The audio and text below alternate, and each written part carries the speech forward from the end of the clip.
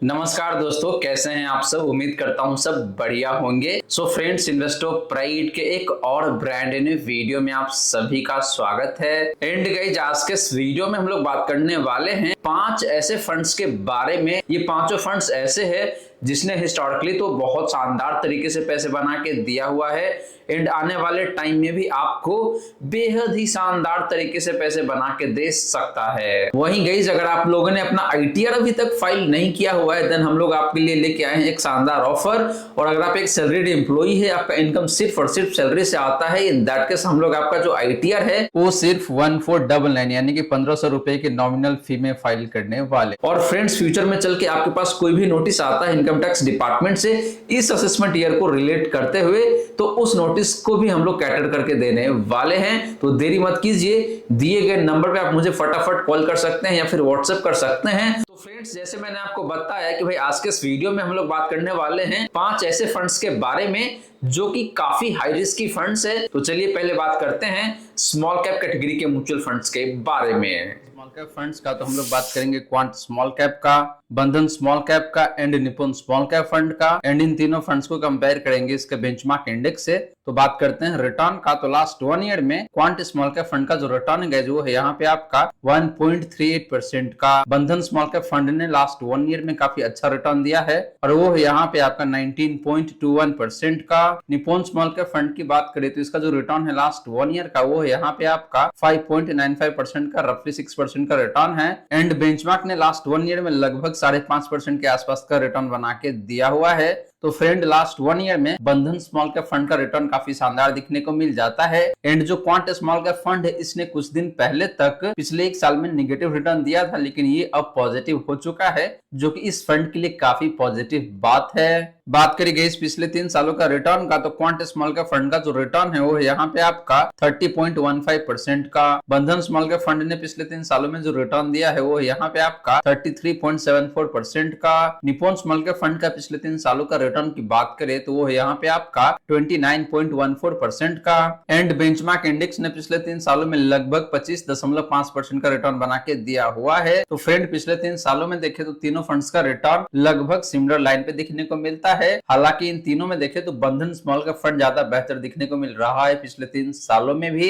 वहीं बात करी गई पिछले 5 सालों का रिटर्न का, तो क्वांट स्मॉल कैप फंड का जो रिटर्न है पिछले 5 सालों का ये काफी शानदार दिखने को मिल जाता है और ये है यहाँ पे आपका 50.66% का। बंधन स्मॉल कैप फंड का पिछले 5 सालों का रिटर्न की बात करें तो वो यहाँ पे आपका 39.47% का। निपुण स्मॉल कैप फंड ने पिछले 3 सालों में मोर देन 40% का रिटर्न बना के दिया हुआ है और वो है यहाँ पे आपका 41.33% का। एंड बेंचमार्क इंडेक्स ने पिछले 5 सालों में जो रिटर्न दिया है वो यहाँ पे आपका 36.38% का। तो फ्रेंड्स, पिछले 5 सालों में हालांकि तीनों फंड्स का रिटर्न काफी अच्छा देखने को मिल रहा है, लेकिन बात करें इन तीनों में से एक बेहतरीन फंड का, तो क्वांट स्मॉल कैप फंड का रिटर्न पिछले 5 सालों में अनकंपैरेबल दिखने को मिल रहा है। लगभग 51% के आसपास का रिटर्न है। बात करी गई जिन तीनों ही फंड का रिस्क रेशियोज का, तो पहले बात करते हैं सिनियर डिवीजन का। तो क्वांट स्मॉल कैप फंड का जो सिनियर डिवीजन है वो है यहाँ पे आपका 18.87 का। बंधन स्मॉल कैप फंड का सिनियर डिवीजन की बात करें तो वो है यहाँ पे आपका 18.31 का। निपुण स्मॉल कैप फंड का सिनियर डिवीजन की बात करें तो वो यहाँ पे आपका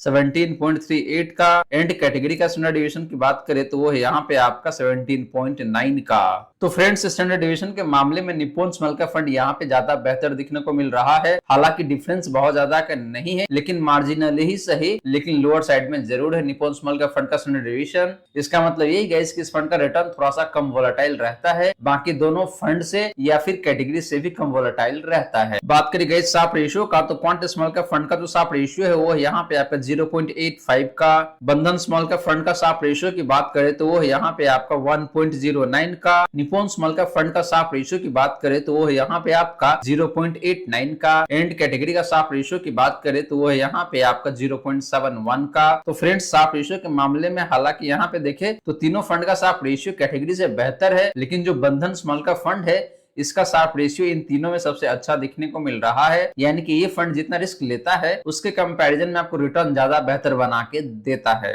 लास्टली बात करी गई अल्फा का, तो क्वांट स्मॉल का फंड का जो अल्फा है वो यहाँ पे आपका लगभग 4.5% के आसपास में। बंधन स्मॉल का फंड का अल्फा की बात करें तो वो यहाँ पे आपका लगभग 9% के आसपास में। निप्पॉन स्मॉल का फंड का अल्फा की बात करें तो वो यहाँ पे आपका लगभग 5% के आसपास में। एंड कैटेगरी का जो अल्फा है वो यहाँ पे आपका 1.9%, यानी कि लगभग 2% का अल्फा है कैटेगरी का भी। तो फ्रेंड्स अल्फा के मामले में देखें तो अगेन बंधन स्मॉल का फंड ज्यादा बेहतर देखने को मिलता है। एंड आपका जो क्वांट स्मॉल का फंड है या फिर निप्पॉन स्मॉल का फंड है, इन दोनों फंड का अल्फा लगभग सिमिलर लाइन पे ही दिखने को मिल जाता है। तो फ्रेंड्स ये रही बात आपका इन तीनों ही स्मॉल का फंड्स का रिस्क रेशियोज का एंड रिटर्न का। और गाइस दोनों ही मामले में देखें तो तीनों फंड्स काफी अच्छा है अपनी कैटेगरी के कंपैरिजन में या फिर बेंचमार्क इंडेक्स के कंपैरिजन में। तो गाइस यहाँ पे हम लोग ये डिसाइड नहीं करेंगे कि भाई कौन सा फंड आपको चूज करना है, क्योंकि हम लोगों को एक कैटेगरी से 2 फंड चूज करना है। आगे चल के आपको मिड कैप कैटेगरी से भी पता चलेगा कि भाई हम लोग 2 फंड चूज करने वाले हैं, लेकिन ये डिसीजन हम कब लेंगे जब हम बात करेंगे पोर्टफोलियो ओवरलैपिंग का। अब चलिए गाइस बात कर लेते हैं 3 ऐसे मिड कैप फंड्स के बारे में जिसने पास्ट में रिटर्न काफी बेहतरीन तरीके से बना के दिया हुआ है, और देखते हैं कि इन तीनों में से 2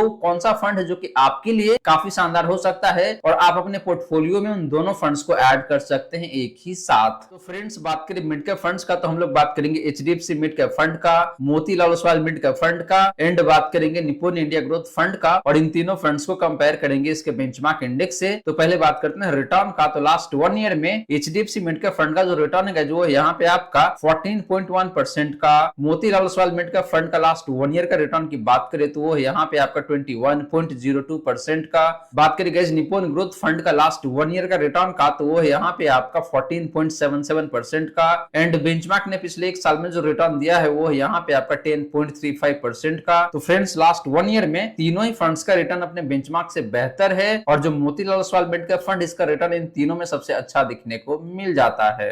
बात करें गाइस पिछले 3 सालों का रिटर्न का, तो एचडीएफसी मिड कैप फंड का जो रिटर्न है वो यहाँ पे आपका 31.48% का। Motilal Oswal mid cap fund का पिछले 3 सालों का रिटर्न की बात करें तो यहाँ पे आपका 33.74% का। निप्पॉन ग्रोथ फंड का पिछले 3 सालों का रिटर्न की बात करें तो यहाँ पे आपका 29.83% का। एंड बेंचमार्क ने पिछले 3 सालों में जो रिटर्न दिया है वो यहाँ पे आपका 27.26% का। तो फ्रेंड्स पिछले 3 सालों में देखें तो अगेन तीनों ही मिड कैप फंड्स का रिटर्न अपने बेंचमार्क से काफी अच्छा दिखने को मिल रहा है। एंड गाइस तीनों फंड्स का रिटर्न देखें तो ऑलमोस्ट सिमिलर लाइन पे दिखने को मिल रहा है, हल्का फुल्का का ही डिफरेंस है, बहुत ज्यादा का अंतर नहीं है। बात करें गाइस पिछले 5 सालों का रिटर्न का, तो एचडीएफसी मिड कैप फंड का जो रिटर्न है वो यहाँ पे आपका 35.38% का। Motilal Oswal mid cap fund का पिछले 5 सालों का रिटर्न की बात करें तो वो यहाँ पे आपका 39.78% का। निप्पॉन इंडिया ग्रोथ फंड का पिछले 5 सालों का रिटर्न की बात करें तो वो यहाँ पे आपका 35.87% का। एंड बेंचमार्क ने पिछले 5 सालों में जो रिटर्न दिया है वो यहाँ पे आपका 33.77% का। तो फ्रेंड्स पिछले 5 सालों में देखें तो अगेन तीनों ही फंड्स का रिटर्न अपने बेंचमार्क से काफी अच्छा दिखने को मिल जाता है। एंड तीनों फंड्स का रिटर्न देखें तो ऑलमोस्ट सिमिलर लाइन पे दिखने को मिल रहा है, barring Motilal Oswal mid cap fund जिसने लगभग 40% के आसपास का रिटर्न बना के आपको दिया हुआ है पिछले 5 सालों में। वहीं गाइस बात करें इन तीनों ही फंड्स का रिस्क रेशियोज का, तो पहले बात करते हैं स्टैंडर्ड डिवीजन का। तो एचडीएफसी मिड कैप फंड का जो स्टैंडर्ड डिवीजन है वो यहाँ पे आपका 15.54 का। Motilal Oswal mid cap fund का स्टैंडर्ड डिवीजन की बात करें तो वो यहाँ पे आपका 18.75 का। निप्पॉन इंडिया ग्रोथ फंड का स्टैंडर्ड डिवीजन की बात करें तो वो यहाँ पे आपका 16.7 का। एंड बात करेंगे इस कैटेगरी एवरेज का स्टैंडर्ड डिवीजन का, तो वो यहाँ पे आपका 16.82 का। तो फ्रेंड्स स्टैंडर्ड डिवीजन के मामले में देखें तो यहाँ पे एचडीएफसी मिड कैप फंड ज्यादा बेहतर है, क्योंकि इस फंड का रिटर्न कम वोलेटाइल रहता है। बात करें गई शार्प रेशियो का, तो एचडीएफसी मिड कैप फंड का जो शार्प रेशियो है वो यहाँ पे आपका 1.14 का। Motilal Oswal mid cap fund का शार्प रेशियो की बात करें तो वो यहाँ पे आपका 1.1 का। बात करें gas Nippon India growth fund का शार्प रेशियो का, तो वो यहाँ पे आपका 1.03 का। एंड बात करें फ्रेंड कैटेगरी का शार्प रेशियो का, तो वो यहाँ पे आपका 0.82 का।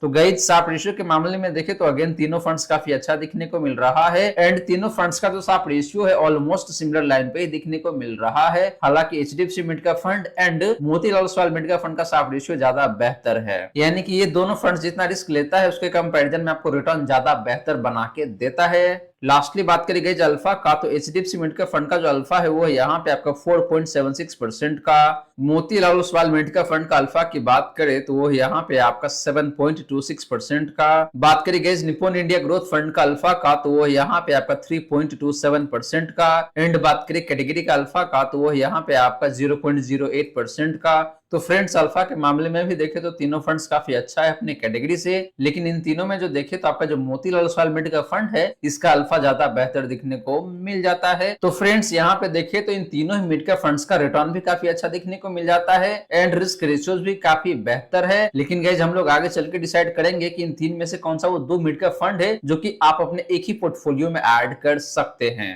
अब चलिए गाइस बात करते हैं दो ऐसे फ्लेक्सी कैप फंड के बारे में जो कि जायंट फ्लेक्सी कैप फंड है एंड पास्ट में आपको बहुत बेहतरीन तरीके से पैसे बना के दिया हुआ है। तो फ्रेंड्स बात करें फ्लेक्सी का फंड का, तो हम लोग बात करेंगे पराग पारिक फ्लेक्सी का फंड का एंड दूसरा फंड है आपका एचडीएफसी फ्लेक्सी का फंड, और इन दोनों फंड्स को भी कंपेयर करेंगे इसके बेंचमार्क इंडेक्स से। तो बात करते हैं रिटर्न का, तो लास्ट 1 ईयर में पराग पारिक फ्लेक्सी का फंड का जो रिटर्न है वो यहाँ पे आपका 15.83% का। एचडीएफसी फ्लेक्सी का फंड का लास्ट 1 ईयर का रिटर्न की बात करें तो वो यहाँ पे आपका 19.29% का। एंड बेंचमार्क ने इसी टाइम फ्रेम में आपको जो रिटर्न दिया है वो यहाँ पे आपका 7.32% का। तो गाइस लास्ट 1 ईयर में देखें तो हालांकि दोनों फंड्स का रिटर्न अपने बेंचमार्क से बेहतर है, लेकिन जो एचडीएफसी फ्लेक्सी का फंड है ये फंड ज्यादा ही बेहतर रिटर्न बना के आपको दिया हुआ है लास्ट 1 ईयर में। बात करें गाइस पिछले 3 सालों का, तो पराग पारिक फ्लेक्सी का फंड का जो रिटर्न है पिछले 3 सालों का वो यहाँ पे आपका 23.97% का, लगभग 24% का रिटर्न है। एचडीएफसी फ्लेक्सी का फंड ने आपको पिछले 3 सालों में लगभग 28.5% के आसपास का रिटर्न बना के दिया हुआ है। एंड बात करें बेंचमार्क का, तो इसका जो रिटर्न है पिछले 3 सालों का वो लगभग 18% के आसपास में है। तो फ्रेंड्स पिछले 3 सालों में भी देखें तो दोनों ही फ्लेक्सी का फंड्स का रिटर्न अपने बेंचमार्क से काफी अच्छा देखने को मिल जाता है। स्पेशली बात करें एचडीएफसी फ्लेक्सी का फंड का, तो ये फंड ज्यादा ही बेहतर परफॉर्म किया हुआ है पिछले 3 सालों में। बात करी गई पिछले 5 सालों का रिटर्न का, तो पराग पारिक फ्लेक्सी का फंड का जो रिटर्न है वो यहाँ पे आपका 29.31% का। एचडीएफसी फ्लेक्सी का फंड का पिछले 5 सालों का रिटर्न की बात करें तो वो यहाँ पे आपका 33.23% का। एंड बेंचमार्क का जो रिटर्न है पिछले 5 सालों का वो है यहाँ पे आपका 24.01% का। तो फ्रेंड्स पिछले 5 सालों में भी देखें तो दोनों ही फ्लेक्सी का फंड्स का रिटर्न अपने बेंचमार्क से बहुत अच्छा दिखने को मिल जाता है। एंड स्पेशली बात करें एचडीएफसी फ्लेक्सी का फंड का, तो ये फंड अगेन ज्यादा ही बेहतर परफॉर्म करके दे रहा है पिछले 5 सालों में भी। वहीं गाइस बात करें इन दोनों फंड्स का रिस्क रेशियोज का, तो पहले बात करते हैं स्टैंडर्ड डिवीजन का। तो पराग पारिक फ्लेक्सी का फंड का जो स्टैंडर्ड डिवीजन है वो है यहाँ पे आपका 10.24 का। एचडीएफसी फ्लेक्सी का फंड का स्टैंडर्ड डिवीजन की बात करें तो वो है यहाँ पे आपका 12.62 का। एंड कैटेगरी का स्टैंडर्ड डिवीजन है यहाँ पे आपका 14.34 का। तो फ्रेंड्स दोनों फंड का स्टैंडर्ड डिवीजन अपनी कैटेगरी से कम है, यानी कि दोनों फंड्स का रिटर्न कम वोलेटाइल रहता है। स्पेशली बात करें पराग पारिक फ्लेक्सी का फंड का, तो इस फंड का रिटर्न थोड़ा सा ज्यादा ही कम वोलेटाइल रहता है। बात करें गेज शार्प रेशियो का, तो पराग पारिक फ्लेक्सी का फंड का जो शार्प रेशियो है वो है यहाँ पे आपका 1.22 का। एचडीएफसी फ्लेक्सी का फंड का शार्प रेशियो की बात करें तो वो है यहाँ पे आपका 1.31 का। एंड बात करें कैटेगरी का शार्प रेशियो का, तो वो है यहाँ पे आपका 0.71 का। तो फ्रेंड्स दोनों फंड का शार्प रेशियो अगेन कैटेगरी से बेहतर है, लेकिन एचडीएफसी फ्लेक्सी का फंड की बात करें तो इसका शार्प रेशियो इन दोनों में भी काफी अच्छा दिखने को मिल रहा है, यानी कि ये फंड जितना रिस्क लेता है उसके कंपैरिजन में आपको रिटर्न काफी बेहतर बना के देता है। लास्टली बात करी गई अल्फा का, तो पराग पारिक फ्लेक्सी का फंड का जो अल्फा है वो है यहाँ पे आपका 6.98% का, लगभग 7% का अल्फा है। एचडीएफसी फ्लेक्सी का फंड का अल्फा की बात करें तो वो है यहाँ पे आपका लगभग 9% का। एंड कैटेगरी का अल्फा की बात करें तो वो है यहाँ पे आपका 1.75% का। तो फ्रेंड्स अल्फा के मामले में भी देखें तो दोनों फंड्स काफी बेहतर है, लेकिन जो एचडीएफसी फ्लेक्सी का फंड इसका अल्फा अगेन सबसे बेहतरीन दिखने को मिल जाता है, लगभग 9% के आसपास में, यानी कि इस फंड ने पिछले 3 सालों में अपने बेंचमार्क इंडेक्स को लगभग 9% से बीट किया हुआ है। तो गाइस ये रही बात आपका इन दोनों ही फ्लेक्सी का फंड्स का रिस्क रेशियोज का एंड रिटर्न का। एंड गाइस प्योरली डेटा के आधार पे देखें तो यहाँ पे एचडीएफसी फ्लेक्सी का फंड मुझे ज्यादा बेहतर दिखने को मिल रहा है। हालांकि पराग पारिक फ्लेक्सी का फंड का भी return across the time frame काफी अच्छा है एंड रिस्क रेशियोज भी काफी बेहतर दिखने को मिल रहा है, लेकिन कंपैरेटिव टर्म में देखते हैं तो यहाँ पे एचडीएफसी फ्लेक्सी का फंड के पास एज ज्यादा मिल जाता है। तो गाइज आप अपने रिक्वायरमेंट के हिसाब से देख सकते हैं कि भाई आपके लिए इन दोनों में से कौन सा फंड फिट बैठेगा आपके पोर्टफोलियो में। मुझे अगर इन्वेस्ट करना होगा तो मैं जाऊंगा HDFC फ्लेक्सिका फंड के साथ गाइज। तो फ्रेंड्स फ्लेक्सिका फंड में तो हमने डिसाइड कर लिया कि भाई कौन से फंड है जिसको आप पोर्टफोलियो में ऐड करेंगे, लेकिन जो स्मॉल कैप है या फिर आपका जो मिड कैप है वहां से हम लोगों को दो फंड चूज करना है। तो चलिए आगे देखते हैं कि भाई कौन सा फंड का पोर्टफोलियो ओवरलैपिंग कितना है और फिर डिसाइड करेंगे कि भाई कौन कौन सा फंड आपको अपने पोर्टफोलियो में ऐड करना चाहिए स्मॉल कैप कैटेगरी से एंड मिड कैप कैटेगरी से। तो गाइस बात करें पोर्टफोलियो ओवरलैपिंग का तो पहले हम लोग बात करेंगे स्मॉल कैप कैटेगरी का, और यहाँ पे बात करेंगे क्वांट स्मॉल कैप का एंड बंधन स्मॉल कैप फंड का पोर्टफोलियो ओवरलैपिंग का। तो वो है यहाँ पे आपका 7.71% का, यानी कि लगभग देखें तो 8% पोर्टफोलियो कॉमन है एंड 92% पोर्टफोलियो ऐसे है जो कि यूनिक दिखने को मिलता है। बात करिए गाइस क्वांट स्मॉल कैप का and Nippon small cap fund का पोर्टफोलियो ओवरलैपिंग का, तो वो है यहाँ पे आपका लगभग 7% के आसपास में, यानी कि 93% होल्डिंग ऐसा है जो कि इन दोनों फंड्स का काफी यूनिक दिखने को मिलता है। वहीं बात करिए गाइस बंधन स्मॉल कैप का and Nippon small cap fund का पोर्टफोलियो ओवरलैपिंग का, तो वो है यहाँ पे आपका 13.6% का, यानी कि लगभग 13.5% होल्डिंग ऐसा है जो कि कॉमन है एंड 85 से लेके 86% होल्डिंग ऐसा है जो कि यूनिक दिखने को मिलता है। तो फ्रेंड्स पोर्टफोलियो ओवरलैपिंग के हिसाब से देखते हैं तो यहाँ पे quant small cap fund and Nippon small cap fund मुझे काफी अच्छा दिखने को मिल रहा है, क्योंकि इन दोनों फंड्स के बीच में ओवरलैपिंग काफी कम है। तो आप इन दोनों फंड्स के साथ जा सकते हैं या फिर आप क्वांट स्मॉल कैप एंड बंधन स्मॉल कैप फंड के साथ भी जा सकते हैं। इन दोनों फंड्स का भी ओवरलैपिंग बहुत ज्यादा नहीं है, लगभग 7 से 8% के बीच में ही है। तो आप या तो इस कॉम्बिनेशन को चूज कर सकते हैं या फिर आप इस कॉम्बिनेशन को चूज कर सकते हैं। ये वाला जो कॉम्बिनेशन है ये उतना अच्छा नहीं है क्योंकि यहाँ पे ओवरलैपिंग ज्यादा दिखने को मिलता है। वहीं गाइस बात करें मिड कैप फंड्स का पोर्टफोलियो ओवरलैपिंग का, तो पहले बात करेंगे HDFC मिड कैप का and Motilal Oswal mid cap fund का ओवरलैपिंग का। तो इन दोनों फंड्स के बीच में जो ओवरलैपिंग है गाइस वो है यहाँ पे आपका 14.16% का। बात करें guys HDFC mid cap fund का एंड निप्पॉन ग्रोथ फंड का पोर्टफोलियो ओवरलैपिंग का, तो वो है यहाँ पे आपका 31.08% का, जो कि काफी हायर ओवरलैपिंग है। एंड लास्टली बात करें guys Motilal Oswal mid cap fund का एंड निप्पॉन ग्रोथ फंड का ओवरलैपिंग का, तो वो है यहाँ पे आपका 15.7% का। तो फ्रेंड्स ओवरलैपिंग के आधार पे देखते हैं तो HDFC mid cap fund and जो Motilal Oswal mid cap fund है ये दोनों फंड्स काफी अच्छा देखने को मिल रहा है। तो आप इन दोनों फंड्स को अपने पोर्टफोलियो में ऐड कर सकते हैं। So friends thank you so much for watching this video. मिलते हैं नेक्स्ट वीडियो में। जय हिंद जय भारत।